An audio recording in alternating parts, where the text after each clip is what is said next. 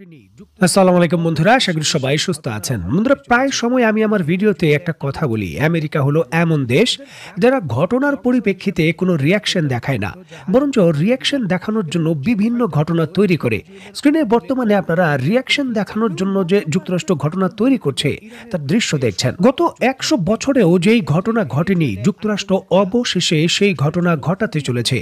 ভেনেজুয়েলায় আনুষ্ঠানিকভাবে আক্রমণ, যার ব্যাপক প্রস্তুতির অংশ হিসাবে যুক্তরাষ্ট্র তার যুদ্ধ জাহাজ, বোমারু বিমান এবং জেট ফাইটারগুলো ভেনেজুয়েলার উপকূলে অলরেডি মোতায়েন করে ফেলেছে। এবং মধ্যপ্রাচ্যে আক্রমণ এবং ইরানের বিরুদ্ধে সর্বাত্মক যুদ্ধ, এই দুইটি ক্ষেত্রেই ভেনেজুয়েলায় আক্রমণ করা যুক্তরাষ্ট্রের জন্য খুবই গুরুত্বপূর্ণ এবং অপরিহার্য একটা বিষয়, যেটা অবশেষে যুক্তরাষ্ট্র বাস্তবায়ন করতে চলেছে।